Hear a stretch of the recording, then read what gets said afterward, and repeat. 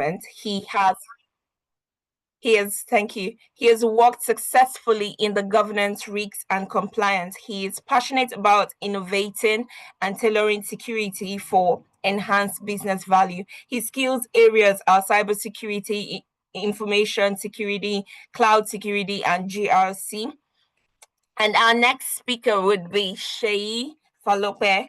Shay is a senior business data analyst here in the UK and the data analytics instructor at One Goal Analytics.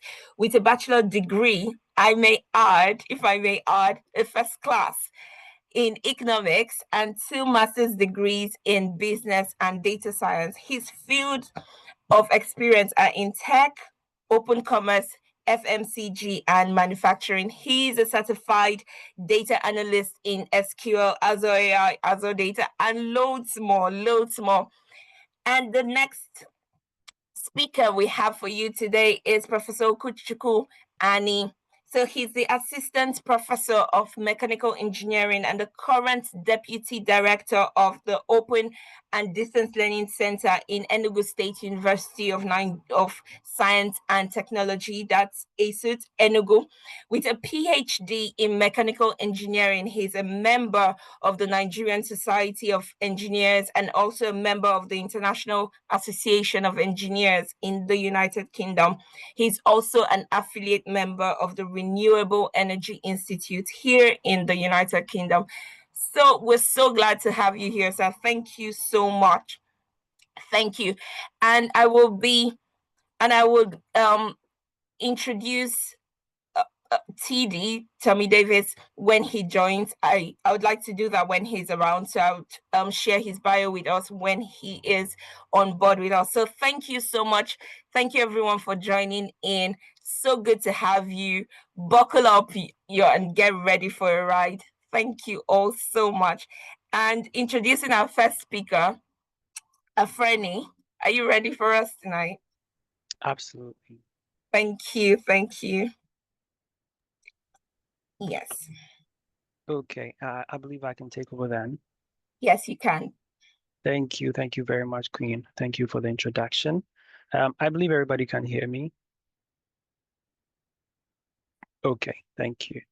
Let me share my screen, then let's hit it off. Okay, is my screen visible, please? Thank you. Thank you. So yeah, have a good evening, everybody. My name is Afrani, like Queen said, and I'll be taking you through a very short topic today. The focus will be the skills that secure the future, building a career in cybersecurity with confidence. Okay. That's something little about me. I believe Queen has already said a lot, so we can skip that. What we intend to learn today are basically 4 main things. Why cybersecurity? Okay. Then we're going to go ahead and try to demystify cybersecurity and the myths around it. We'll look at building confidence in cybersecurity, and finally, hands-on approach, how One Go Analytics intends to use hands-on approach in gaining real-world experiences. So I believe some of you might have recently heard of the cybersecurity incidents that happened recently with Marks and Spencer and Co-op. These are 2 giants in the retail industry in the UK, but they were hit with a cyber incident or a cyber attack just in April. And even before they were able to resolve the whole incident, Marks and Spencer was already losing about 700 million in their market value. Okay, Co-op was able to handle it a bit earlier or attend to it quite swiftly. And so the damages to them is not as huge as what happened to Marks and Spencer. Okay, and these were done by hackers through a ransomware attack. Basically, they hold your data and ask for money before they release it. Now, according to Astra, okay, these are some of the cybercrime statistics. It is expected that amount earned by criminals yearly hits around 1.5 trillion. And this is not money they make. This is businesses' money, okay? Money's taken from businesses that they hack. And this is just a part of all the statistics around cyber crimes and how much they cost businesses. Okay. Now, it is expected to skyrocket. Say, for example, in 2025, it is expected that cybercrime cost will be costing the whole world 10 trillion. This is in trillion. This is not in million or even billion. 10 trillion. And mind you, again, this is money that comes from businesses or the cost of cybercrime to businesses. Okay. So why is cybersecurity so important to businesses? There are three main reasons why businesses are so keen to protect themselves against cyber attacks and cyber crimes. The first one has to do with financial risk. First of all, the businesses who are hit by cyber crimes get to lose a lot of money. They lose money through regulations fining them. They lose money through customers suing them. They lose money through, for example, ransomware, the hackers holding them to ransom, and they lose money through their shares depreciating. Okay, that has a rippling effect on what we call reputational risk. Now, companies take so many years to build reputations. In just a short while, a couple of days, this reputation can be thwarted, and customers may start doubting the trust they have in your brand as a business, and that can affect the business and even collapse the business. Again, we're looking at legal risk or litigations. For example, if it has to do with personal data and privacy issues, you could be assured that other businesses or users or customers out there will definitely take you to court for exposing their data or not doing due diligence or due care to their data. And these are the main reason why businesses are so keen to protect their whole system against cyber attacks. Now, what's cybersecurity? Cybersecurity is all about protecting data, the new gold or the new oil, like they say, is all about protecting data and systems from threats that could compromise three main things. And the main things we're talking about here is confidentiality, integrity, and availability. Just to take you through what just these simple terms are. Okay. Confidentiality, I always like to use this analogy. Okay. For example, you go to the ATM, you're trying to withdraw money, you put in your PIN. Some ATMs now will actually send you a confirmation on your phone before you're able to withdraw money because it might probably be placed in a high risk area. Now, sending a code or a multi-factor authentication code to your phone to confirm who you are is all about confidentiality. That's all they're doing. Now, again, imagine that you're able to withdraw your money. You get home, you check your phone, and the message you get is you withdrew 500 pounds. Meanwhile, you actually withdrew 200 pounds. That means along the way, some way, somehow, something might have happened to the information that you keyed in there and it has been changed. You are not getting the right information.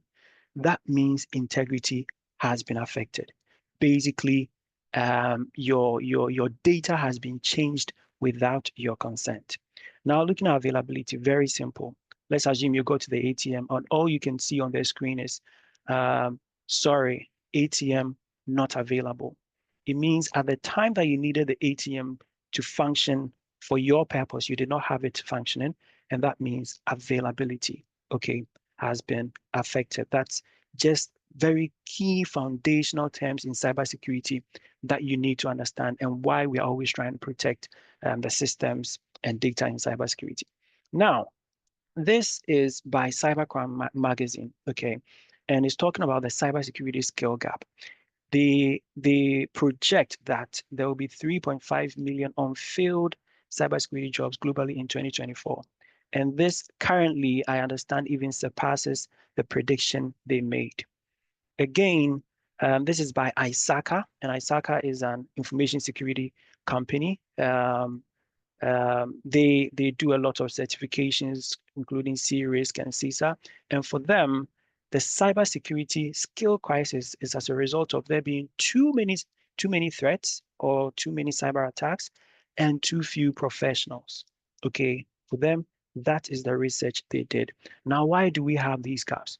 These gaps are there because according to Fortinet, there is lack of hands-on experience. Okay, according to the World Economic Forum, there is mismatch between education and the job requirement. After going to school for 4 years, they still don't have the required job-related skills to be employed. Okay. Again, there's also inadequate practical training, which is also a research done by Asaka, and this is the reason why there is that gap in the cybersecurity field.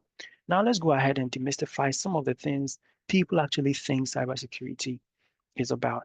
One of the first thing I normally hear people saying is you need to be highly technical. And that is so not true. That is a total lie and it's a total error. It's never true. You do not need to be highly technical before you can get to cybersecurity. You just need to be willing to learn. That is all you need in cybersecurity. If you're technical, it's good. If you're not technical, it's good because cybersecurity is not all about being technical. There's the technical part, there's the non-technical part, there's the accounting part, there's the risk part, and all those parts are not technical. Okay. Cybersecurity jobs are only for IT graduates. Another lie, which is never true. I've seen people who were doing care jobs move into cybersecurity. I've seen people who were doing banking move into cybersecurity. I've seen doctors move into cybersecurity, So it's never true. It's for IT graduates. You need extensive experience. No, also never true. You do not need extensive experience. You need the right skills to get into cybersecurity. Yes, it's all about hacking. That's what some people say. Everything when they hear cybersecurity is all about pen testing. That is not true. Pen testing is only a minute part of cybersecurity, very, very minute. Okay. Cybersecurity jobs are repetitive and boring. That is also never true. It's never boring because there are new attacks every day, new things to understand. Okay. And some may say it's too late for me to change careers into cybersecurity. I know people at the age of 40 and 50 and even at nearing their retirement stage wanting to pivot into cybersecurity, and it works for them because it's not about your age, it's about the value you are willing to provide the businesses. Okay. So, how do you build confidence in cybersecurity? One of the key issues I normally see a lot of students and people struggle with is the imposter syndrome. Even after getting the training, even after getting the right skills, they still feel and doubt the skills that they've got. They feel they are not good enough to get into cybersecurity, which is a big lie.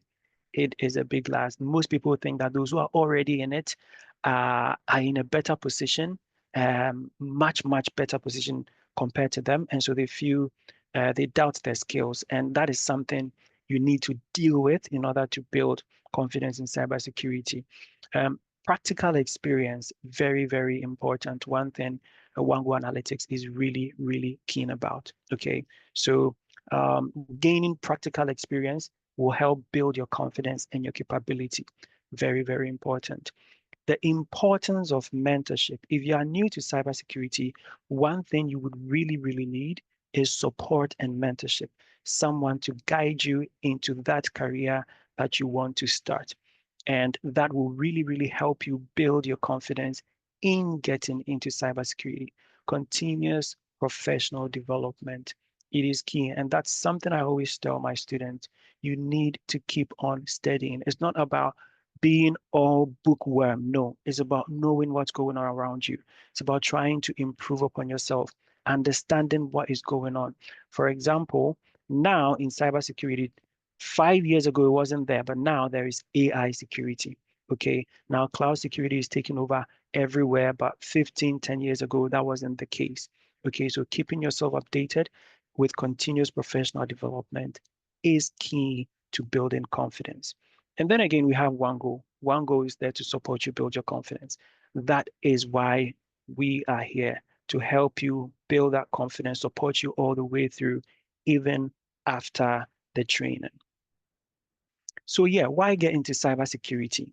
It's obvious, just like many other tech um, areas, it's high in demand, very high in demand. You cannot doubt that.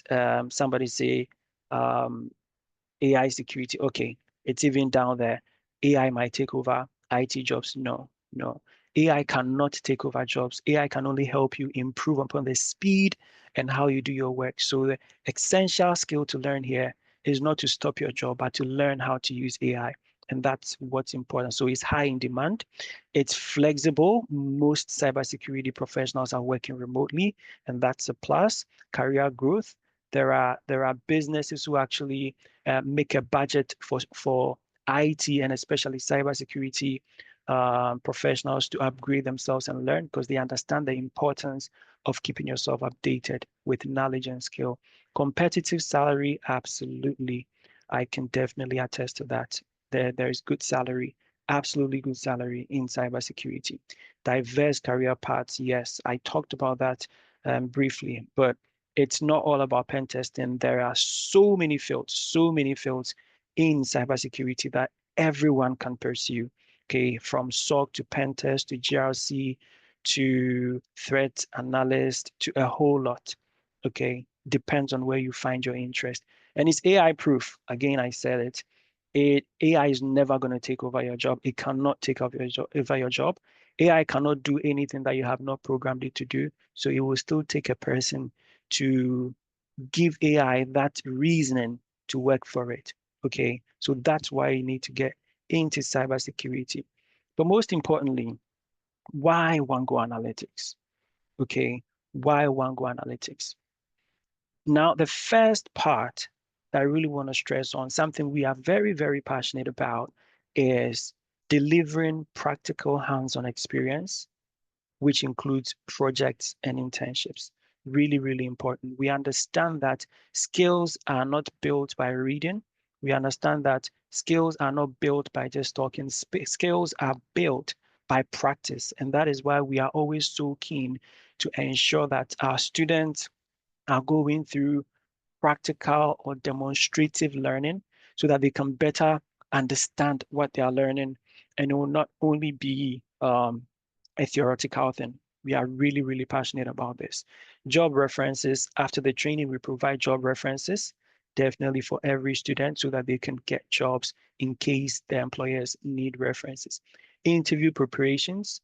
Like I said, we take you through the whole process. So we make sure that we are preparing you for interviews so that you can best stand in a better position with the other candidates.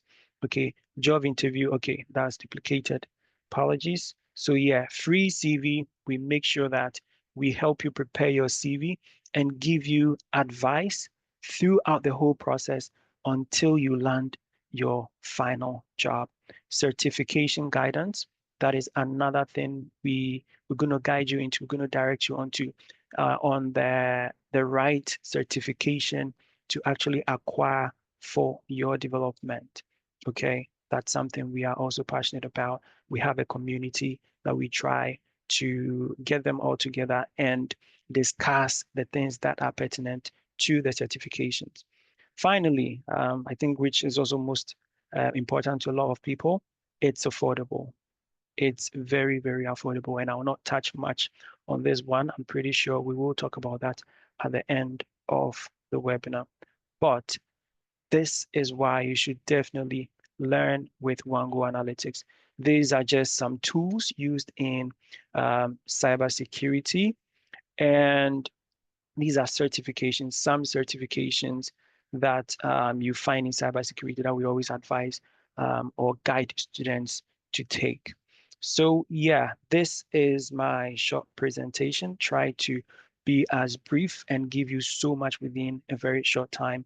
So I think at this point I should be done. If there are any questions or say over to you, moderator Queen. Thank you so much. Thank you, friend. That was really, really good. Thank you, thank you. I believe that one of the things that poses as a challenge to people, and it was what you discussed about this demystifying the myth in cybersecurity, how that there's certain beliefs and mindsets that we have that even stop us from trying from Yeah. attempting And one thing I really love about what you said was, and I have it written down here, although I joined the classes, is when you mentioned support and mentorship community. That is key, right? With one goal analytics, you're not learning, it's not in a vacuum, it's not you're not learning all by yourself. I sometimes join his classes and I hear him like students bringing up, case studies, real life case studies of security attacks going on in their location. And these are topics, these are things that are very relatable. So thank you very much, Afreni. Thank you. Thank you. That was so good. Spot on. Thank you. And joining us now is Shay. Welcome, everyone. Welcome. Welcome. I can see more people joined. Welcome. So good to have you here. Joining us joining us here. I can see a comment saying, I love him already. He's a good man. Oh, thank you so much, Peter. I believe that's you. That's to you, Afreni. So thank you for that comment. Thank you everyone for staying true and with me calling on board, joining us again all the way from One Goal Analytics here in the UK. Shay taking us on the topic, learning to think, analyze, and deliver like a pro. Over to you, sir.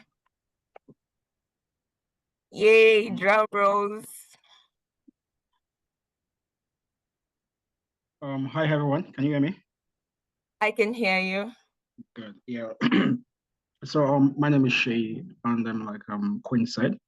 So I'll be taking us through the data analytics webinar from One Analytics. So of course I know we're all joining from different places. I know some people are joining from Nigeria. We have people in the UK and probably from other parts of the world. Thank you for taking your time to join the webinar. And then, of course, as you can see, it's already worthwhile from what Afreni have said. And I also believe I would say one or two things or do one or two things that will actually make you, make your time worthwhile. Okay, so okay, congratulations again for joining. Of course, thank you for joining. I've said that, and then of course to get insight into the awesome career in data analytics. I'll be talking briefly about data analytics, and then more particularly about the hands-on experience in the field of data. My first thing is, okay, this is me. This is me. I couldn't have done justice to that, so I won't be saying anything about myself. I'll just go into the details. So what is data and what is data analytics? That is the very first foundation of this webinar in data analytics. I'm sure most of us have heard about data analytics. Some of us might feel the hype is too much. Is there really, what is it about data? I'm here to tell you that data is the new oil. Data is what is actually running the whole world. If you look at the top 10 companies in the whole world, right, they're actually running on data. Most of their revenue is from data. So what is data? Data in a very simple language is a collection of facts, right? And then this data, it could be anything from the numbers, from the text message, from writing, from images, audio, videos, observation, anything that can be recorded down, anything that can be stored, right, is what we call data. It could be data about how you talk, the frequency of my speech. It could be data on the number of people who join this class. It could be data on the time Afreni spent on his webinar. It could be anything as far as we can collect is what we call data, right? And then this data, it could be structured or unstructured data. So the images you see online, the videos you see online, all those are data. And we call those unstructured data because it's not within numbers or within the table, right? Because if I collect your image, I can't put your image in the table. So we call that unstructured data. And so what is data analytics? So we know what data is, and then what is data analytics? Data analytics is a process of analyzing the data that we have. So all those images you see online, all those text message, all those observations, all those videos, all these numbers, right? The process of analyzing those data is what we call data analytics. And then why do we do that? We do that for very simple reasons, right? One is to discover patterns and trends within data because using the normal human eye, right? If you look at data, you won't see anything in the data, right? You will just like, okay, what is this? But when you begin to analyze the data, you begin to derive insight from that data. And that is what business use to drive decision. That is what business use to improve customer service. That is what business people use to improve the operations, right? So in a simple term, data is the foundation, and then data analytics is the process of extracting value and insights from data. So what is driving data growth? Why the hype around data, right? As you can see, over 100 million posts or tweets occur on the social media per hour. Over 100 million, right? When you talk about Internet of Things, like Alexa, your phone, the over 41.6 billion Internet of Things in 2025. That is this year, right? You look at your Google. Everybody's searching. What is this? What is that? Everybody's doing search on Google, right? Even wearable device, your wristwatch. Some people have this wristwatch that can time their what's called their steps. All those. We have lots of data being collected. We have lots of data being generated, right, in the whole world. And then we need people who will actually analyze that data, right? We need people who actually who can extract insight from that data to drive business decisions. So that's why you're seeing all those hype around data. You see data analytics, data science, data engineer. All this is happening because data is everywhere. So businesses need people who can interpret this data. Okay, I'll just give us one or two use cases in the field of data, right? I'll use Netflix as an example. I'm sure most of us have Netflix, or we know people who have Netflix. If you recently, let's say if you're new to Netflix might just be giving you random videos and random films to watch, right? With time, as you watch those movies, Netflix starts collecting your data. They start analyzing the movies you are watching. So if you're like me who love Indian movies, if you keep watching Indian movies, they'll keep collecting that data, keep collecting the data. They will now use that data to analyze your pattern of the movies you watch, right? And then that's why sometimes you see them recommending some specific types of movies to you. They do that because they've collected your data and they've analyzed that data. And then from what they've analyzed, they've seen that this person likes Indian movie. And with that, they're going to recommend Indian movies to you. So you can see how Netflix use data to improve customer service, right? Let's look at Facebook. How does Facebook use our data? I'm sure when all of us were probably logging into our Facebook, or where we were first customers for Facebook, I'm sure there was like a consent form where you have to fill your consent that, okay, we're going to use your data for one or two things, right? So what does Facebook do? Facebook looks at your pattern. They look at what you do on their platform, right? If you're this kind of person that like, let's say, football, you look at football content all the time. What will Facebook do? It's simple. They'll just push what's it called, football contests to you. When anybody's advertising on their platform, you will not see advert on cosmetics. No, you see advert that is tailored to what you are doing based on the data they have from you, right? So you can see how companies are using data. And then YouTube, the same thing. Everybody, if you go to YouTube, you just see some adverts coming to you. All these adverts are coming to you because YouTube have taken a look at the kind of things you do on their platform. And then based on what you've done, based on that data, they've extracted that data, they've analyzed the data, they've identified the pattern, and from that pattern, they're recommending adverts to you, right? So that's like one or two use cases. And then what are the processes involved in data analysis, right? If I'm going to do a data analytic and project, what are the processes involved? The first thing is we need to understand what is the business question. Because before you even analyze any data, before you look at any data, before you derive insight from any data, you need to understand what is the business question, right? In some cases, it could be, can you help us identify the top 10 selling products in this state, right? So you need to understand what the business question is, right? Then from there, you need to collect that data. So if your business question is saying, we need to understand the top 10 selling product in a certain state, you need to collect data on products for that company. You need to collect that sales data. Then from that sales data is what you will use to answer that question, right? So first thing, understand the business question. Second, you collect the data, right?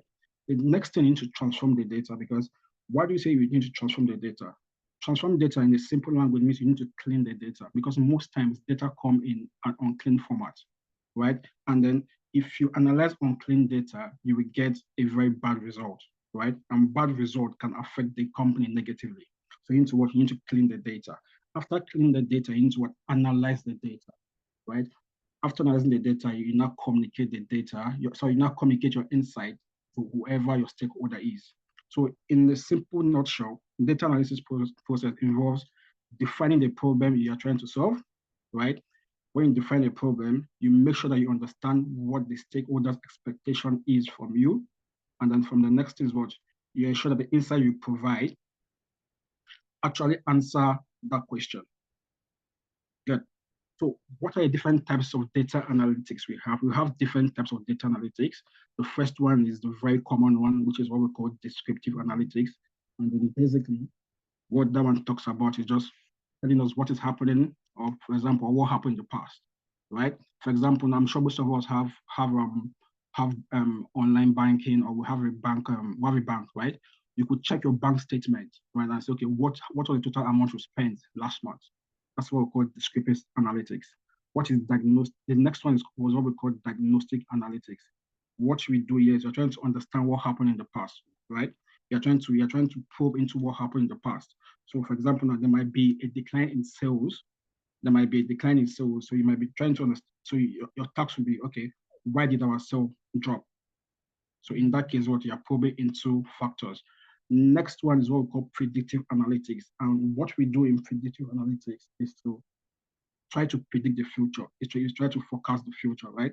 For example, people now predict or forecast now. People now predict if someone can have cancer or not, right? Using data.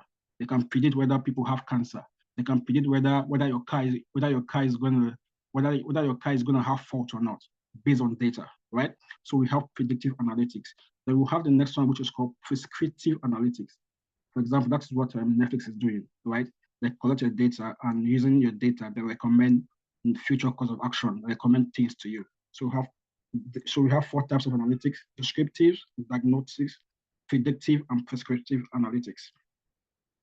So we have different roles in data. Data is a very vast field, it's a very wide field, right? Because trust me, there are a lot of things people do with data. Even our AI, the AI you're talking about, the AI everybody's talking about is all about data, right? So what are the key roles in data? The first role is what we call the data analyst role. And then what does a data analyst do? What you do as a data analyst is what you're trying to analyze data and to just find insights from that data. So your own work is you get the data, and then you try to understand what the data is saying. That is from a data analytics perspective. As a data scientist, you go a step forward, right, using what we call statistical model or predictive model, right, to see how you can use that data to make predictions. For example, you can have a sales data, and then you could now use, based on that data, you could predict or forecast what the sales will be in the next year. That's what a data scientist will do. And then we have what we call a data engineer, right? A data engineer is people, we call them guys who are responsible, for the pipeline of data. They're responsible for collecting data, right? Because data doesn't just come from anywhere, right? Let's say, for example, you have a website and you're trying to extract data from that website, right? Data engineer will help you do that. They'll help you convert that data. They'll help you store that data. That's the job of a data engineer. So we have different fields in data, and these different fields have different responsibility, right? And all these guys, they contribute to the unique data ecosystem, ensuring that we could turn raw data into valuable insight, right? So having said a lot of, I've been talking for a while, maybe 5-10 minutes, right? So before we look at a brief practical section, let's look at the statistics on jobs, right? Let's look at why data is in high demand. So I'm going to click on this link. Just a moment. So you can see this is, excuse me, please. So this is a survey by London School of Economics and Political Science. And then you are seeing the top 10 most in-demand tech careers for 2025. Hi, Shay. Yes, can you hear me? Apologies, you may have to share the particular screen if you want us to, because we can see. Sorry. Okay, I'll do that.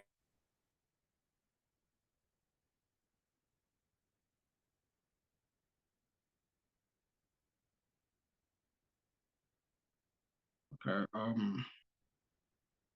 apologies for my end. Okay, just stop sharing.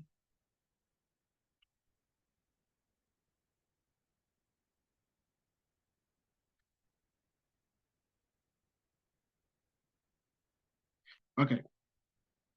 Can you guys see my screen? Can you see my screen? Please Yes, I confirm. can now.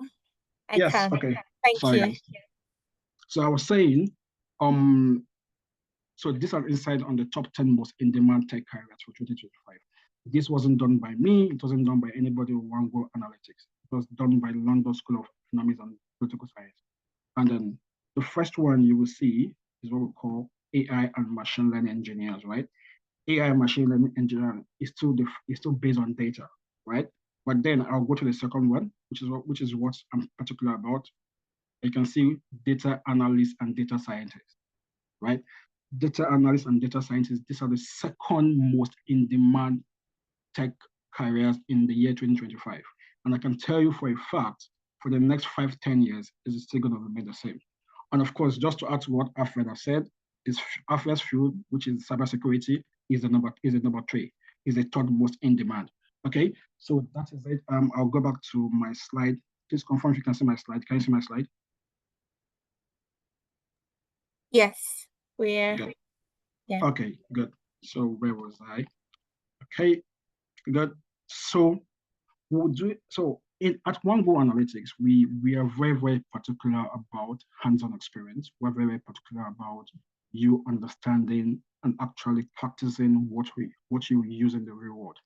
We leave anything theory for the 4 walls of school, and we base our teachings on hands-on practical lessons. Okay, and then just in 1 or 2 minutes, I will take you guys through a brief practical section on how to extract insights from data, right? So if you can see my screen, can you see my screen? So let me be sure everybody can see my screen. Yes, I can.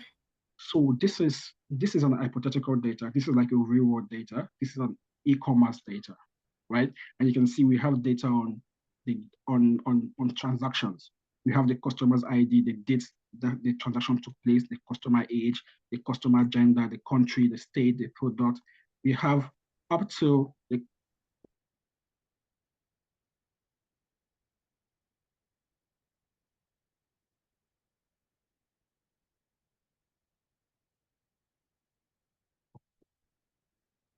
Oh, I guess it's the network. Shaya, you there? can you hear me? Yes, I can now. Okay, so this is an hypothetical data, okay? And then you can see we have, this data has over 100,000 data points, meaning over 100,000. So this is a very real life hypothetical data. And then I'm just want to show you guys in 2-3 minutes a simple data insight we can generate from this data. If I should give you this data over 100,000, there's no way you do this, right? Except you're a data analyst. And then for this data, we will act as a marketing data analyst, and they will be helping a marketing manager to optimize his marketing budget. So I want us to listen carefully. In this particular section, we have a marketing manager who allocates equal monthly budget, for marketing expenditure every month. So every month he has maybe 100,000 every month for all his marketing activities, right? So he's trying to see how he's going to optimize that marketing budget based on the data we have. And then what we do is just simple. Don't worry, I'm not going to explain this. I'm just going to go through it so I won't waste our time. Okay, so this is it. And then we have something as simple as this. And then this is 1, 2, don't worry. So remember,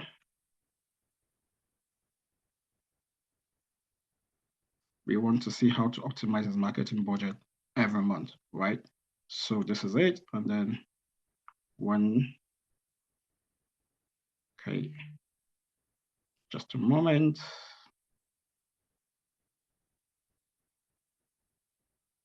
Okay, so I'm gonna take the months because I don't need the years.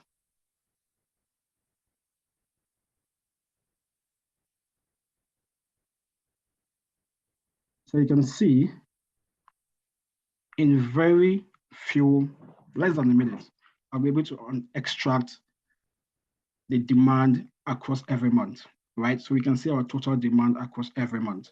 And then with this, I can just visualize this for my stakeholder and say, okay, I want, for example, to see what's happening. And then as simple as this, we can see, just a moment, data labels. Okay, we can see our demand across the month, right? For every month, we can see our demand. And now, if as a marketing data analyst, you can now advise the marketing manager to say, okay, you spend equal amount of marketing budget every month. But from our data, we can see that the month of July, August, September, October, up to November have low demand, right? And then you cannot advise your marketing manager and say, do you know what? We allocate this budget in this low performing month to high performing months, right? As simple as this, right? So this is how we use data to extract insights and then to, of course, help our stakeholders make business decisions, right? Without anybody extracting this insight, nobody will know this. But I'm fine. So I'll go back to, okay, so not to waste our time. So that's a brief practical section we just had. Okay, and then why get into data analytics? Why get into data analytics? This is for a fact there's high demand and there's job security in the field of data, right? We have different data fields. We have data engineer, data analyst, data scientist. There's high demand. Before, maybe few years ago, every company needed data analyst, right? But now every department in a company needs data analyst. So you can imagine a marketing department needs a marketing data analyst, a finance department needs a finance analyst, a procurement department needs a procurement analyst, and just like that. Okay. And one thing is, of course, the flexibility. You don't need to go. You don't need to be in the office, right? You can work from home, right? And there's career growth and advancement. That's for sure. A few years ago, there's nothing called chief data officer. All what we could hear of was chief finance officer, chief technical officer, so chief technology officer, chief marketing officer. But now we have chief data officer. You can see there's career growth and advancement. Competitive salary and benefits, that's for sure. Right? When it comes to payments, people pay you for data skills. If you know these skills, you get paid for it, right? And we have diverse career path and specialization. Like I said, you could be a marketing data analyst, you could be a finance analyst, you could be a procurement analyst, you could be a sales analyst. And AI proof, trust me, I know there's this speculation about AI taking away jobs, but I can tell you for a fact, when it comes to data analytics role, no company will give that data into AI for AI to analyze. Do you know why? Because AI actually feeds on data, and then you won't want your data to be actually fed into AI. Do you understand? Because at that is like a data breach. And well, I don't want to go into cybersecurity, but that's like a data breach. Okay, that is it. And then how One Go Analytics can empower you? How can One Go Analytics empower you? Like I said, we are all bent on practical hands-on experience. There is nothing theoretical about our training in data analytics, right? We've left the theoretical part for the 4 walls of the school. Next is job reference. From One Go Analytics, if you need job reference, most of us who are in the UK, we know that if you're applying for a job, you'll be required to submit a job reference. And then One Go Analytics can help you do that. Job interview preparations, of course, will take you through all those. Free career CV advice will help you do that. Certificate guidance, if you need to get certified, maybe in Azure or anything, we can guide you in that. And most importantly, our cost is very affordable. I'm sure we have instrumental payment and other stuff that can make it that makes the cost very affordable for everyone. And then in this at this junction, I'll stop. and then I'll allow Queen to take over. Thank you so much. Thank you, Shay. That was so spot on. Thank you. Thank you. Thank you. You know, when you said practical hands-on experience, this is so true because I also snip into his lessons as well, and I see how he's going over this data cleansing and all the transformation he's doing with data with his students. And they can interrupt him at any point and say, oh, go over that again and do that again. And he's asking them questions. And from day one, like they are already cleansing data, transforming data, analyzing. It's real. Like it's real. He's not playing nice with them at all. It is he's going straight into the business once you join in, and that's really, really good. Thank you, Shay, for that. And without wasting any more time, I'll just quickly share my screen as I introduce TD. I can see TD is on the call. Hi, TD. Good evening, sir. So good to have you here, sir. So you're muted. Okay. Apologies. Now I can unmute. It was Oh, apologies. My sincere apologies. No worries. You're welcome, sir. Thank you. So if you bear with me a second. So TD, who is TD? Tell me, Davis. TD is a collaborator in chief at TVC Labs, a technology-enabled innovation hub in Lagos, Nigeria, which he founded. He also is a co-founder of ZTech, an investment firm that focuses on venture capital assets in Africa, and the Lagos Angel Network, founding president of the African Business Angel Network, and board member of the Global Business Angel Network. He is driven by intellect, innovation, integrity, and collaboration. TD passionately supports Africa's startups ecosystem. He champions technology as a catalyst for improving lives and empowering innovative startups, creating economic value that generates social impact across the continent. TD underscores the pivotal role of international support in accelerating the growth of innovation hubs and business angels, which are critical resources shaping the future of African startups. TD also is the author of Investment Worthy Startup. His book, I believe he'll be sharing a bit about it and showing us the book as well. And without even wasting further time, we want to specially welcome you again on board, sir. Thank you so much. Thank So glad you. to have you.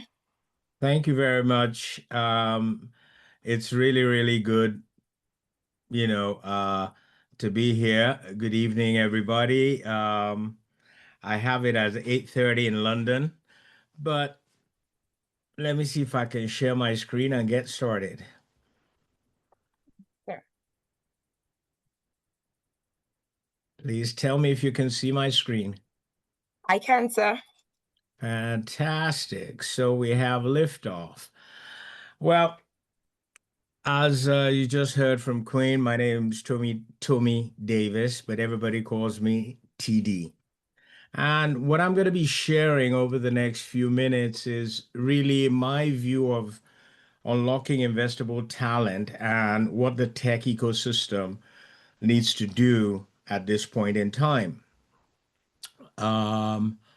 Hopefully, I will leave some time at the end for questions, but if you have questions that are urgent and burning based on what I've said, please put it in chat, and everybody can see it. And then as I talk, I will respond if I see something that, I believe requires that attention. Now, in terms of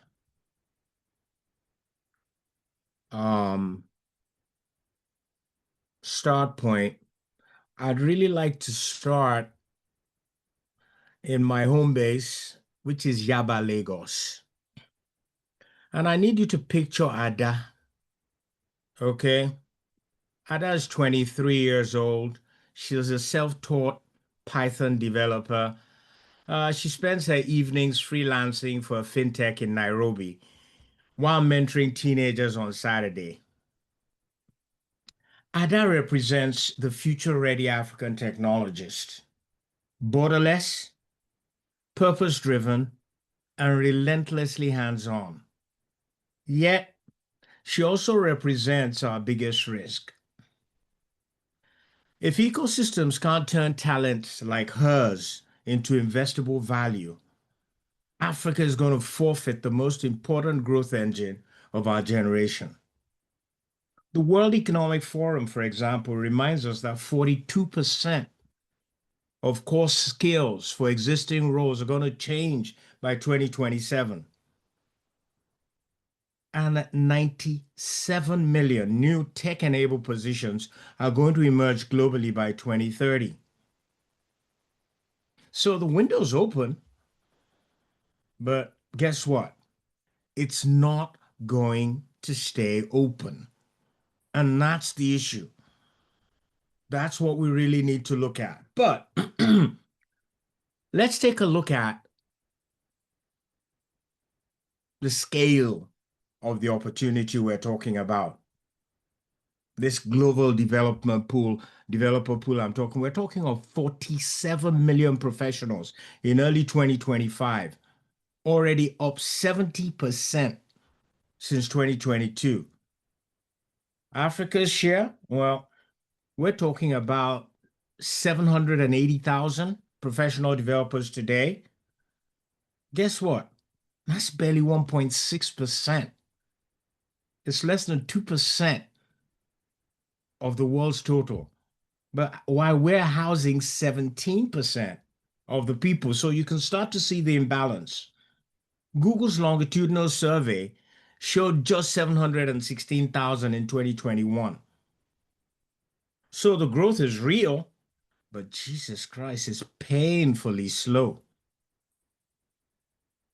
On the economic upside, IFC research estimates that, look, digitalization across Africa could lift productivity for 40 million micro businesses and hundreds of thousands of formal firms, catalyzing millions, literally, of quality jobs.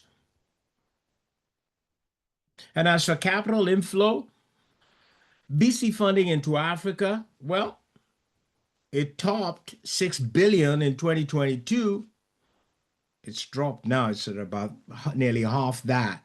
But founders still cite talent depth as their number one scaling constraint. So that's why those startups are moving up as fast as they could, because they just don't have the tech talent capabilities to build the kind of innovative solutions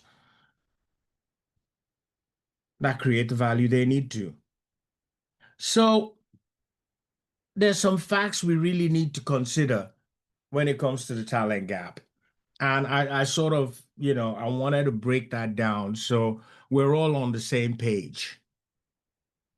On the Digital Skills Index, for example, 12 of the 20th weakest scoring countries worldwide are African. And most of them score below 5 out of 10. Gender disparity, well, we're not doing too badly there, but due to North Africa, women take up 15% only of Africa's development pool, whereas they're 53% of the population. So you start to see the imbalance. And as for hiring headwinds, well, US job postings for generic software roles fell by a third, over 30% in the last 5 years, as AI is boosting productivity. But demand for cloud, data, and cyber specialists continues to outstrip supply. You just heard the gentleman talking about data earlier. That's an ongoing one that is not going to abate anytime soon.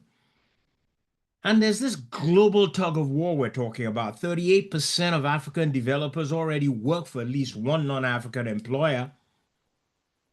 It's great for remittances. I mean, we're at $100 billion going into Africa every year now. But guess what? It's terrible for local scale-ups that need the talent. If we don't fix the pipeline and retention, guess what? Capital will chase talent to other regions. So that brings me to why was I really asked to talk about what makes talent investable today, TD? Well, let me share this triangle with you. And I'm going to start at the bottom. Okay? First is you need depth in one stack and breadth across adjacent ones. Yes, I'm a PHP specialist, but I know JavaScript. And oh, by the way, that's what we're talking about here. We need that skills capability in a way where it adapts as the need requires. And I'll come back to that because it's dependent on learning capability too. Second point about skills is really you love it, you hate it, I don't care. AI is alive and well and living with us. So you've got to develop fluency in AI assisted development, not fear it. And those are the critical skills we're talking about here. Now, next level, a mindset that scales. What do I mean by that? Well, learning velocity is something that's critically important. 66% faster onboarding for firms hiring through skill-based remote platforms like Andela. Why do you think that is? They got it. Entrepreneurial empathy, understanding business KPIs, not just account code. What's happening inside? What's the marketing returns like on sales? Is the customer relationship working properly? How about what we're doing with our service providers and suppliers? If you don't understand those, then you're not going to scale. And that's what I mean by a mindset that scales, one that can grasp the complexity of corporate, government, or startup entities, whichever one they find themselves in, the capacity to understand commercial art versus policy. And it's having that empathy. And of course, at the apex of it is evidence that de-risks. People ask me, TD, where do you live? I says, well, my wife says to tell everybody I live on a plane. Why is that?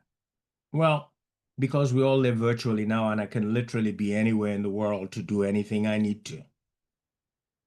So you've got to have shippable portfolio projects. I'm talking of OSS commits, I'm talking of Kaggle scores.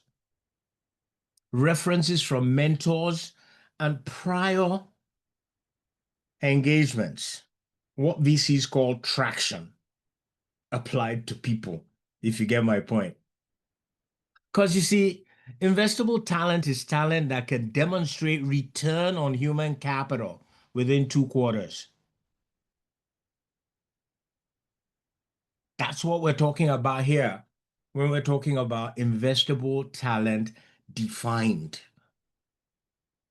So just to reiterate, because it's critically important, skills that compound, a mindset that scales, and evidence that de-risks. That is what we are talking about when we're talking about investable talents. But, let's move on to hands-on learning models that actually work. Things I've seen in industries, things I've seen, yeah, this actually makes sense. Well, first we can look at industry-backed boot camps. Why? Well, 70% of the graduates get full-time roles within 6 months. I have an outfit in my portfolio. You can look them up, called Semicolon. They're about to train 50,000 software engineers. We've got a 98% corporate recruitment rate. So I know those boot camps work. Second, the Indigo people of Nigeria perfected this to the point where Harvard has studied apprentice style earning while learning. It reduces time to hire by a third and project delivery cycles by about the same. Again, Andela's proven this with their ROI study, that it can be applied to technology is what I'm talking about. So that's sort of the second hands-on learning model that I see working. The third is community-powered scholarships. Guess what? Nearly 1 out of 2 Africans, that's 50% of African developers, have completed a Google Run program. Why Google? Because they're the benchmark. They're the benchmark. And finally, of course, corporate labs. Corporate labs use students to solve live problems. Case in point, my friend Abu at Sterling Bank in Nigeria embeds product squads of students to solve live problems, graduating with shipped code, not certificates. So we do have models that work, that can be used, that can be applied, okay, to what we're talking about here.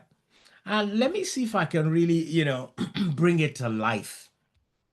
Because many of you know I backed Omni Retail's founder, Dipanka. After his previous venture that we were in together, VConnect, couldn't he break even though we had, 40,000 users a day using the platform. Anyway, the thing is, he pivoted. And in pivoting, one of the critical things he did was he prioritized talent density. What do I mean by that? We embedded junior engineers in informal markets to co-design the supply chain tooling. That's how it was done. So it wasn't sit in Lagos and design. It was go to Ilorin, go to Osogbo, meet, the people who are going, yeah, what kind of mobile phone are they using? What's their, what is their capability to get data? How literate are they? To top it all, he hired a female CTO from Lagos to head the core engineering team. Result? Well, happy to announce on the 28th of April this year, Omni Retail announced its $20 million Series A round, led by Norfund and Timon Capital, to scale across West Africa.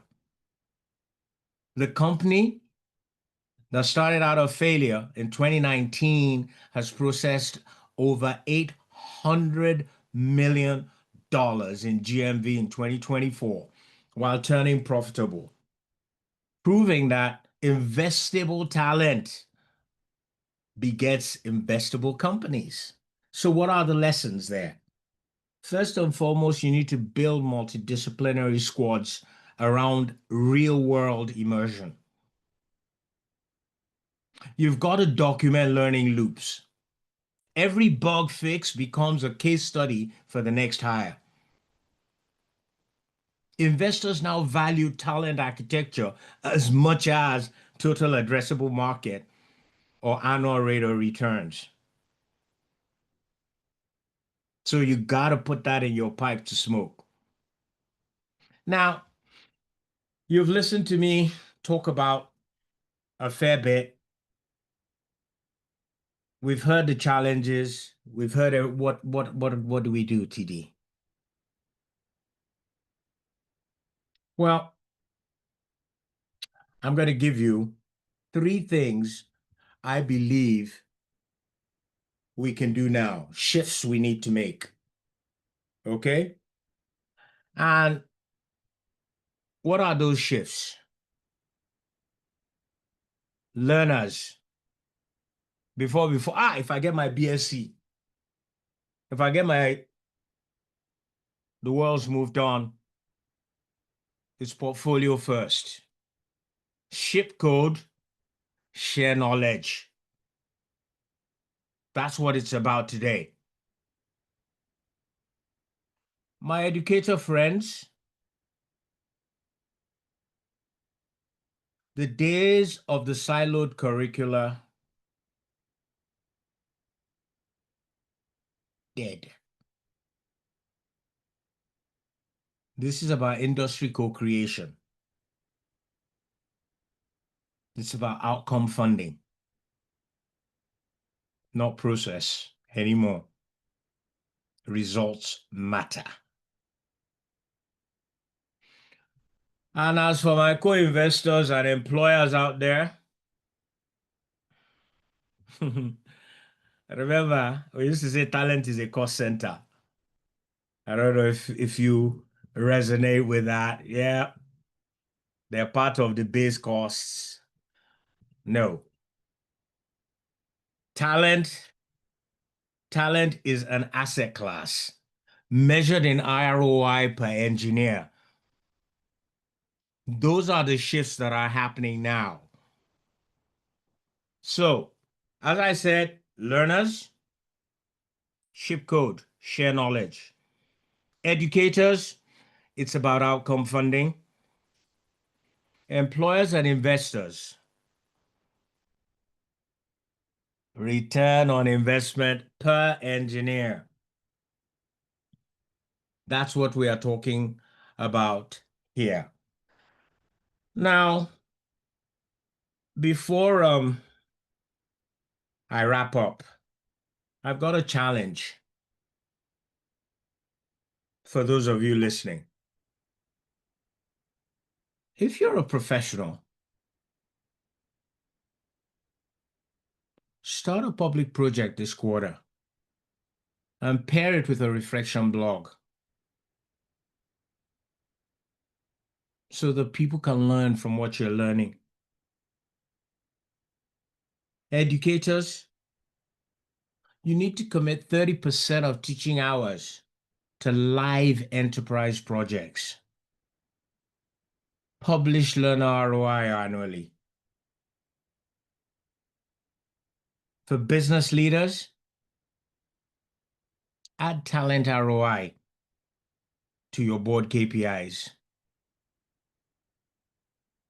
Allocate 5% of payroll to continuous upskilling. And as for policymakers, if you're here, y'all got to fast track apprenticeship tax credits and remote work visas to keep African talent domiciled while earning globally.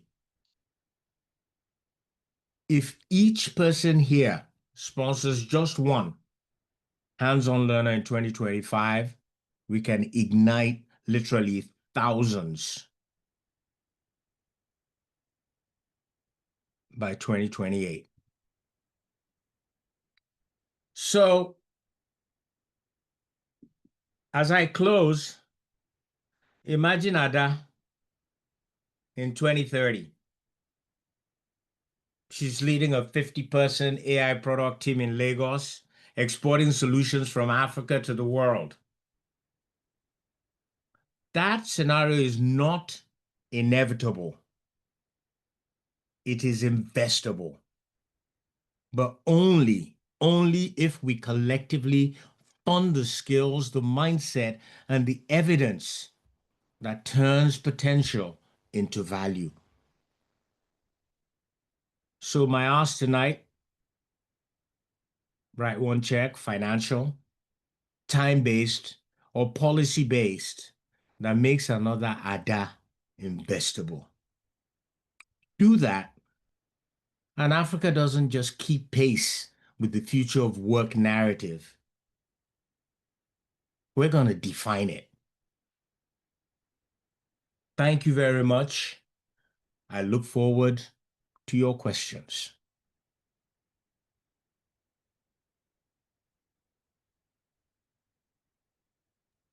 Thank you so much, TD. Thank you, thank you, thank you.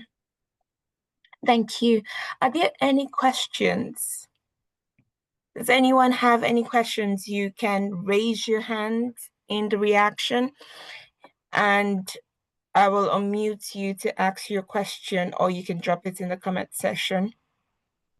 But thank you so much, TD.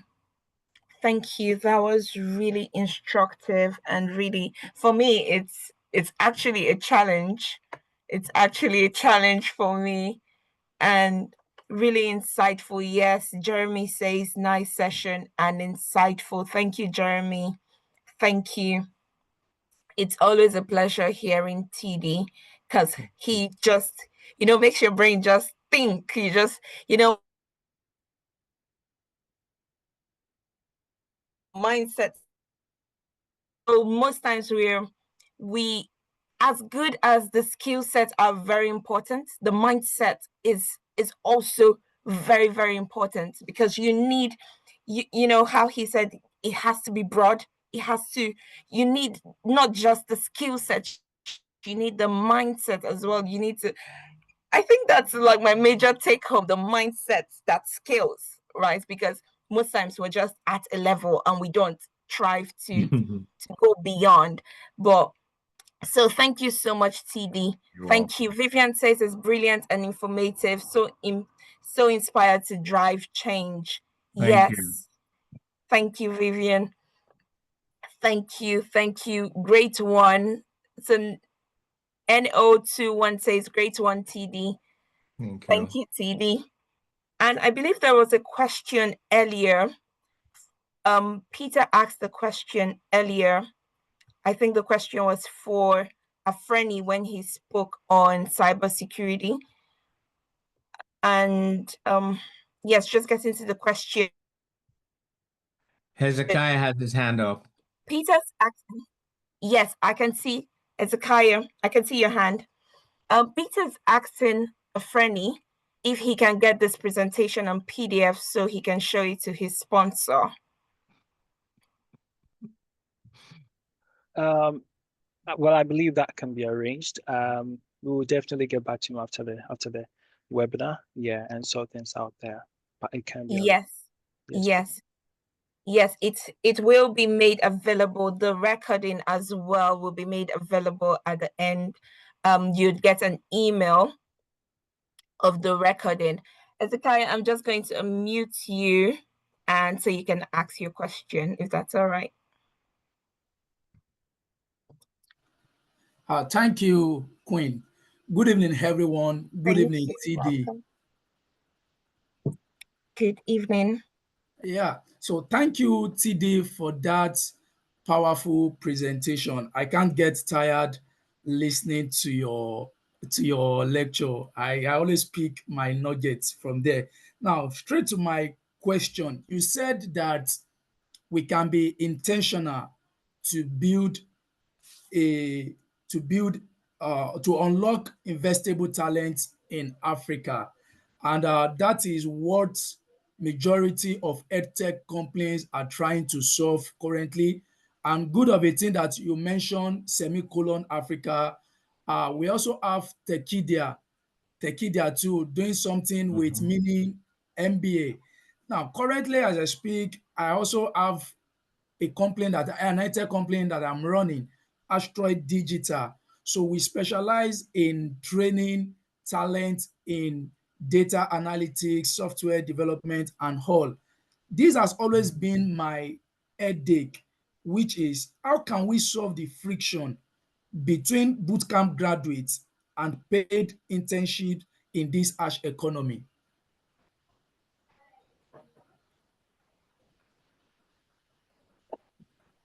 let me be sure I understand.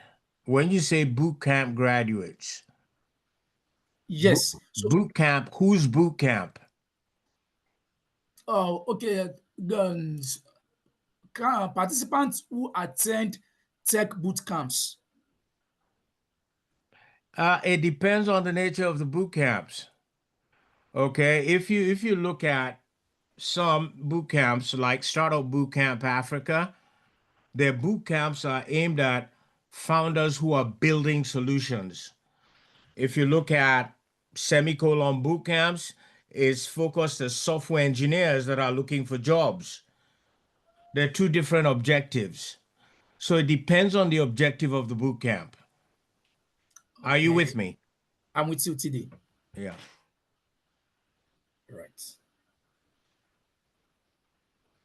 Okay, thank you. You're welcome.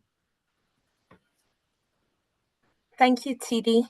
There's a comment here that says, Okechukwu Michael, the entire session is mind-blowing, but part of our challenge here is the enormous digital divide here in Africa. TD, do you have any comments?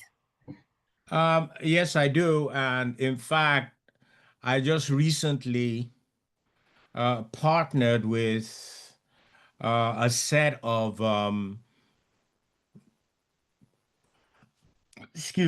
edutech founders.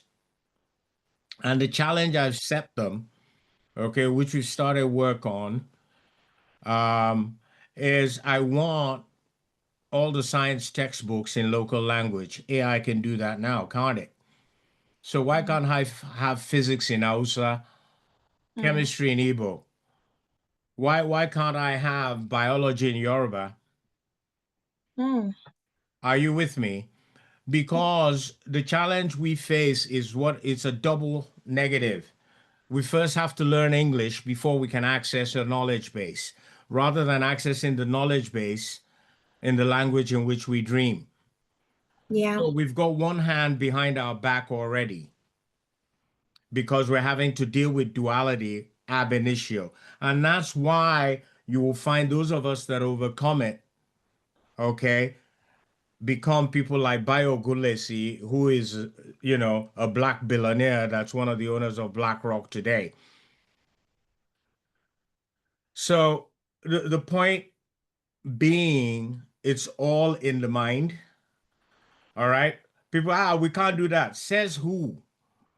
There isn't any law that says you can't do it. If somebody had told you that a market woman would have a mobile phone 20 years ago, I still remember Minister of Communication in Nigeria saying phones aren't for everybody. So it's about how far our minds can bend and think about what I call the art of the possible. I trust that helps. Yeah, thank you. So Jeremy is asking, please, are there mentorship or investment opportunities for travel tech or green tech in seed stage I can tap into? Thanks. Again, like everything, it depends on what market it's operating in. We like talking about Africa, but they're actually 55. There's still 55, still different jurisdictions and cross-border operations. The Continental Free Trade Agreement isn't in full swing yet, so we've still got a fractured environment. So, Jeremy, the answer is where? And then that'll sort of, because we have the big four, that is north, south, east, and west, which is Cairo, Johannesburg, or Cape Town, depending on who you talk to, Lagos, and Nairobi. Okay. It's just included within Nigeria. If it's inside Nigeria, then you're spoiled for choice. Okay, you've got Impact Hub, Ventures Platform, CC Hub, and a host of others in Lagos, including ourselves, TVC Labs. Oh, if you're based in Lagos, then yeah, you're spoiled for choice. Yeah, and I can see a hand for Sassy.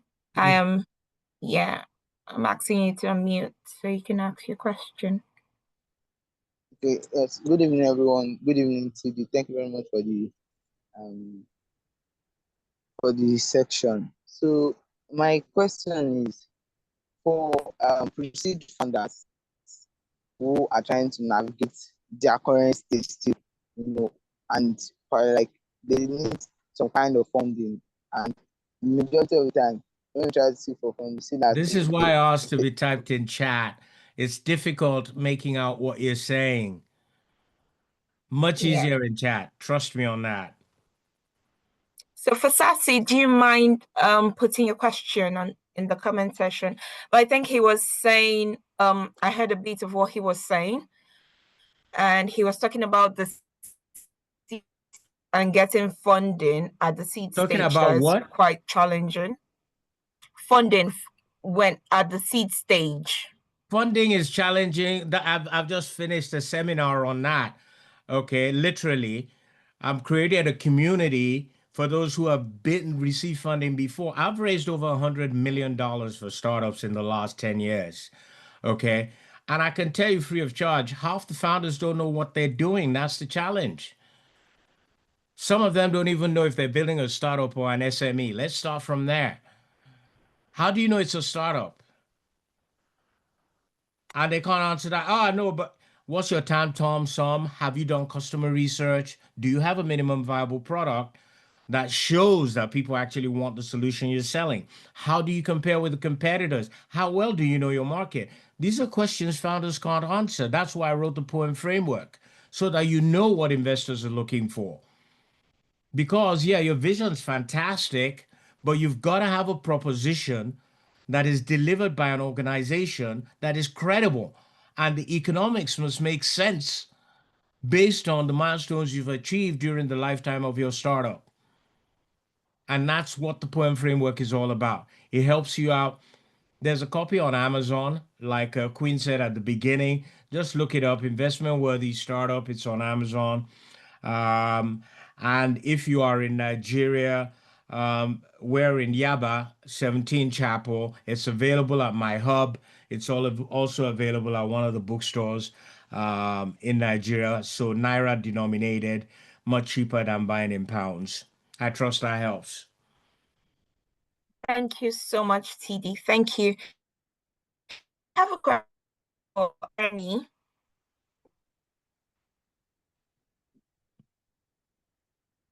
Hi, Efreni. Are you there?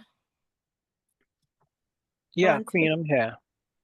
Okay, so my question for you is for for someone who's, because one of the myths you said was someone who has no knowledge about cybersecurity and feels that he or she needs to know a bit about cybersecurity, and is, faced with the whole technology, oh, I'm not really tech savvy and the rest. So what would you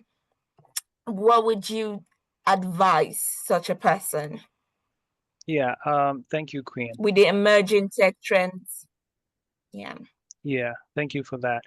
I think TD has already touched on the answer I'm going to give, and it's all about the mindset. Okay, it's all about the mindset and the determination to achieve what you want to achieve. Okay, everybody starts green. Nobody um, is comes up with a certain kind of knowledge. You have to learn. Once you're determined to learn, you will definitely succeed. I mean, I've seen a lot of people, I said this earlier on, I've seen a lot of people in care move into IT, doing cybersecurity and business analytics and even coding and web development and all that. So it's all about your mentality. Are you willing to do it? Is this what you really want to do? Trust me, you will be willing to put in the effort and do what it takes to actually get you there. And that's why One Goal as a team, we are also here to support you through that career phase of attaining what you've actually set to attain for yourself. I don't know if that helps though. Thank you. Thank you. Shay, a quick question. For portfolio, can you please tell us about portfolio development, when portfolio development from raw data to insights, basically how someone who has zero or no knowledge in with data analytics and all of that Please quickly absolutely. just run. Yes, great. Thank you for Yeah. that question. Yeah, so like our friend has said, like TD have said, everything is built on portfolio, hands-on experience, right? And then one thing we do at One Go Analytics is to give you that project that will enable you build a portfolio to showcase what you do, right? Like TJ said, you need to showcase publicly what you are doing so people can learn from it. And that's what we do at One Go. We don't just teach you for teaching's sake. We have case studies, and then from that case studies, you tend to build portfolios that you can show to prospective recruiters and companies you want to work with. Yes. Thank you so much. Thank you. Is can you please help with the title TD just mentioned and where to get it in Nigeria? So it's investment worthy startup. It's investment worthy startup. And he said it's at his hub at 17. Sorry, I missed the 17. TD. Do you mind helping? Yeah. It's 17 Chapel Street, and it's off Commercial Avenue in Sabo in Yaba, Lagos. Okay. So, Jeremy, you have it, and it's also on Amazon for those here in the UK. You can get your hard copy on Amazon as well. And I will be inviting Afreni to just tell us a little bit about One Goal Analytics and how it helps, because one of the vital things TD mentioned when he was okay, yes, so yes, that's it on Amazon. TD's sharing his screen. Oh, I didn't know. I was actually trying to copy the link so I could paste it in chat. Apologies. I didn't know my screen was still on. My apologies to Oh, the. it's fine. I thought so. Anyway, it's still a win. You get to see the book. That's the book on Amazon there. So you can get it on Amazon. Yes, and that's he's just put up the link in the comment section. Yeah. So without wasting any more time. If you get a copy, get in touch with Queen and I'll sign it for you. Yes, please. If you get a copy, get in touch with me and it will be signed for you by TD. All right, so still raised. Did you lower it before? Do you have a better network? I'm asking you to unmute.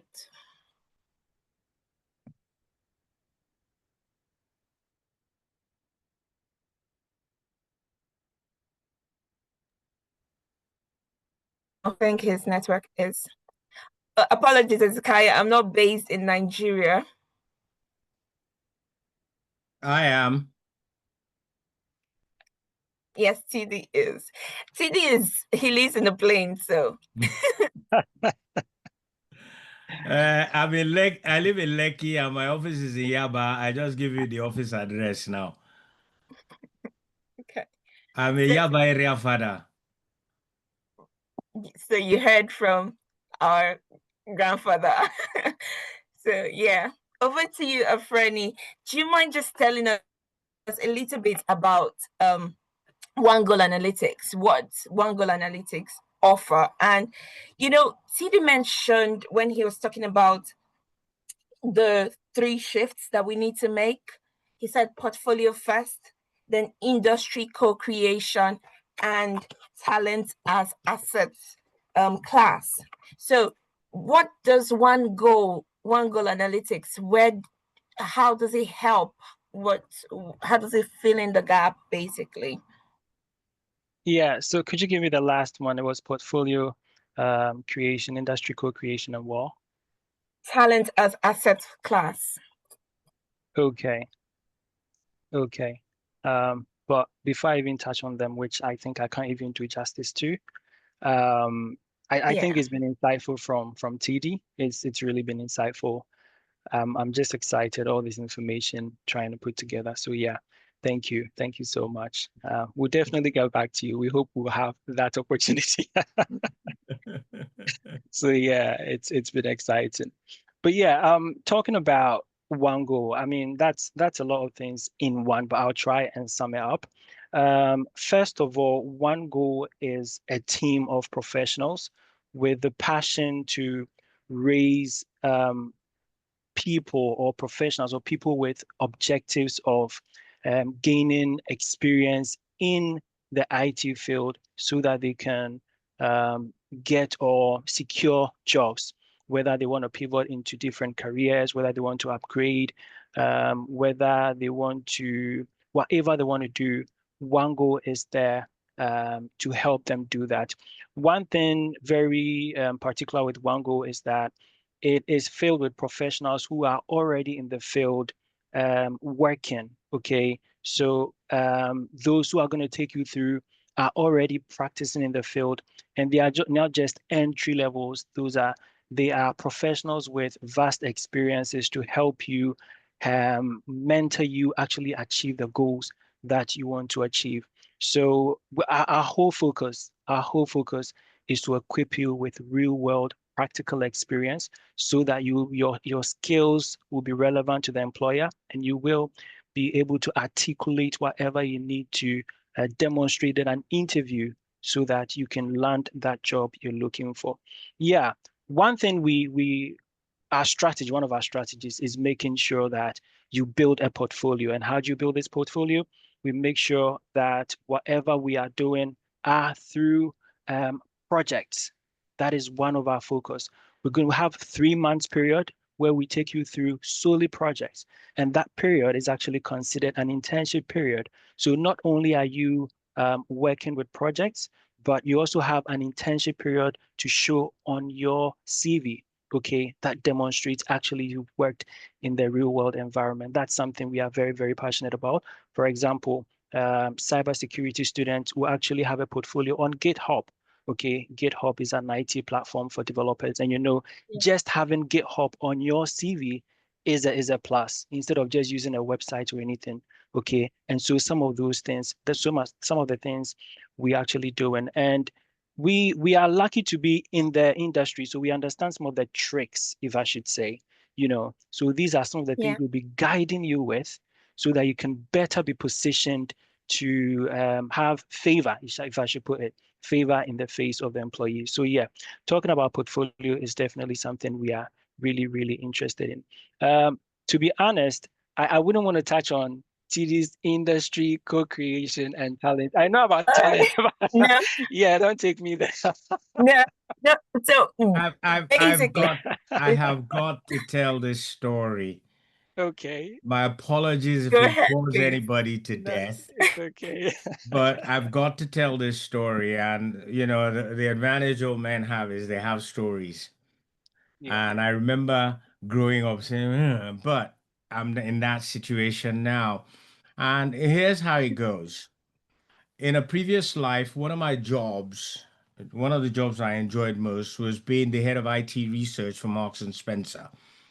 I actually built, like I said, the first M&S website. But even before the website, when I was head of IT research, one of the things that occurred was we had an IBM base. Okay, we ran IBM systems and we ran Novell NetWare infrastructure to support, the IBM backend so that our point of sale systems in the stores were based on Novell.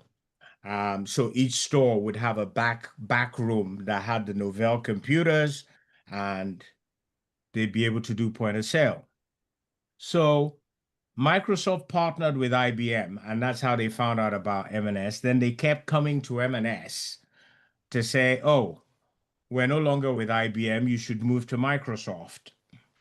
And this happened 3 years in a row, and they kept getting no for an answer until they discovered that there was this black guy inside a Jewish organization that was telling the board what to do. And it was like, who the hell is this guy? And it surfaced that it was some guy called Tommy Davis. Wow. Cut the long story short, I was not alone. There were about 8 or 10 of us that felt Microsoft didn't know what they were doing, and we stuck to NetWare. So I ended up meeting Rick Rashid at first, and he said, why? And says it's very simple. And it's back to what we're talking about here. And that is, look, at that time, we had what we called certified network engineers, okay, that Novell had. So if you showed me your certificate, I knew you could do the job. Microsoft didn't have anything like that. So I told Rick, next thing, we got flown to Seattle and to help co-create the Microsoft. At that time, it was called the Microsoft Certified Professional. I think I was number 13 to receive that certificate. We were called back later, and then they modified it. It became Microsoft Certified Systems Engineer, blah, blah, blah, blah. You know, after about 4 years, I pulled out. But here's where the story gets interesting. So I go home, I come back to the UK, and I'm telling my people, oh, there's this new certification. Oh, yeah, come on, guys, let's do this, let's do this. If you get satisfied, forget that cleaning job, forget that security job, Bobo. Just go and get certificate and you're good. Then they came back. Somebody came back to me and said, TD, we thought you liked us. I said, what do you mean? I told you to get certified. Once you get certified, you get... They said the course cost £3,000. I'm making £2.50 an hour. Where do you want me to find £3,000 for a certification course? So I said, the course costs what? They said, yes, it's £50 for the exam, but the course itself is 3,000. Do you know what I did? Fortunately for me, I was living in Nisden. I cleared my front sitting room, created a local area network there, and I trained my people. Over 65 of them became certified professionals. One of them being my younger brother, who ended up in the post office hiring most of them. So we almost became like a mafia to the post office. But that's evidence that we can do it when we set our minds to it. Yeah. Today, some of those guys, if you know their roles in industry, is phenomenal. So I trust that helps. Thank you. Thank you, TD. Thank you, Franny. Absolutely. Yeah. I mean, I It just was wanted really, really, and do you want to go? to, should I? Yeah. Yes, please. Yeah, just wanted to wrap up what I was saying, but yeah, that's phenomenal. Thanks for that, TD. So yeah, with one goal there, we just had one course starting in May. The next is starting in August. At the moment, we're giving out a discount, which is 50% for any course registered. We know some of you might probably have a bit of restrictions, so we are open to payment plans. You just have to reach out to us and we could have a discussion. But I wish I could just, can I share my screen, please? Is it allowed? Yes, you can, please. Okay. Go ahead. Just,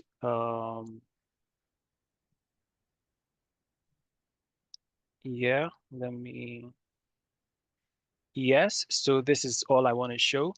This is it for cybersecurity. You can, the links have been shared in, I'm sure you can see my screen, please. Can you? Okay, great. For cybersecurity, is the links have been shared in the chat. For data analytics is also being shared in the chat. So you can click on it, register. You've got free videos over here that you can actually also go and just enjoy in both cybersecurity, pen testing, and business analytics. Even before you enroll in any course, you actually have all these courses that you can enroll in and enjoy without paying anything. So yeah, that's all I wanted to say. Thank you for the time, Queen. Thank you so much. And thank you, everyone. Thank you for still being here. So the mission of One Goal really is to be impactful through high quality innovative content with hands-on practical learning, practical experience. We are very passionate about our people, and you can also hear that in the when TD is speaking. It's all Africa, Africa, Africa. We're really passionate, and that is why One Goal Analytics is all about giving value and creating, all this making it easy, really, because it's for us, it's about making impact. It's about bridging the gap between employment and, where you really want to be, that version of you that you're really hoping to be, and just creating that and filling in that gap. So thank you so much for joining in tonight. Thank you, everyone. I think there was one last question from Fasasi. It's directed to TD. My question was that how can pre-seed startups raise funds? I believe TD answered this question for Sasi. I believe he answered it when he was speaking earlier about funding, how he created a community and raised over $100 million about that. So Peter's asking, please, how can I register two courses at the same? Can I register two courses at the same time, like the data analysis and cybersecurity courses? Franny or Shay have a go at that. Shay, would you like to have a go at that question?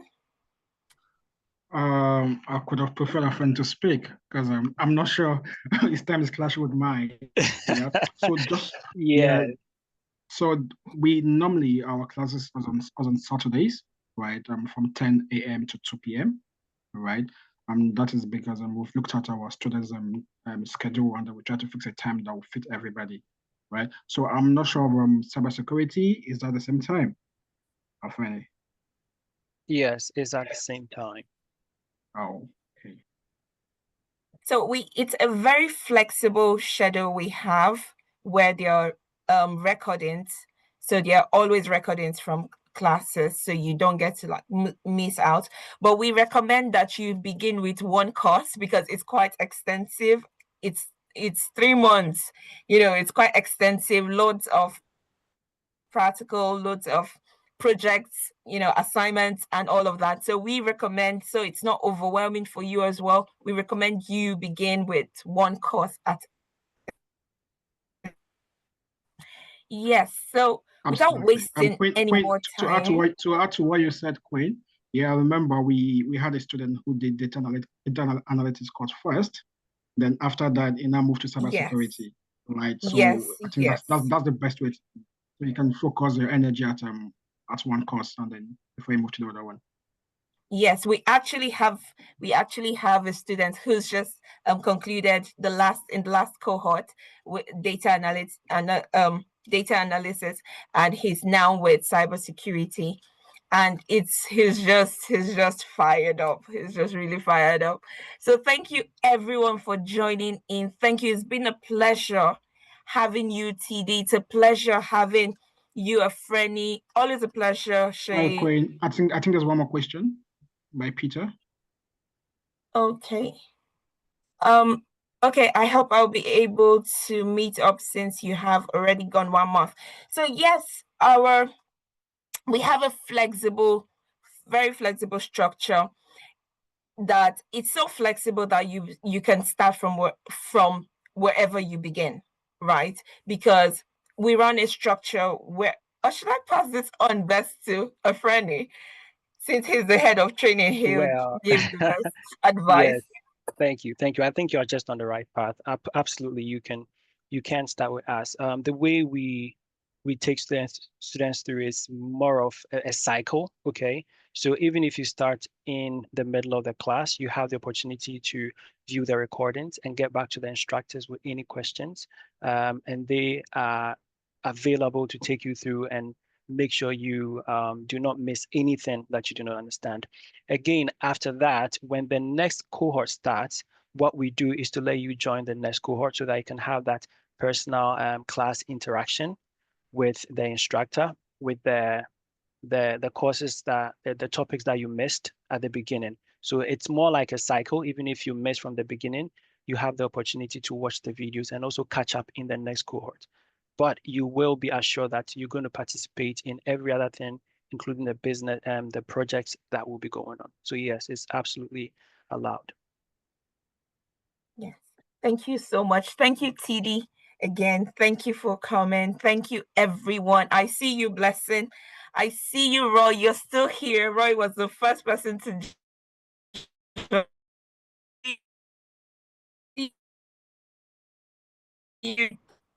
Chisom. Chisom Obi. I apologize for not calling that right. Obi, I see you. Thank you so much. Hezekiah, thank you. Valentine, thank you. Dr. Mary Bella, thank you. Okay, Chuku, thank you. Vivian, thank you for being here. And have a good evening, everyone. Thank you all for joining. To contact us, you can send an email to info@onegoalanalytic.com. You can connect with us on our social media platform. We're on LinkedIn, Instagram, and Facebook. Thank you, everyone, and do have a very good evening. Thank you, Queen. Thank you.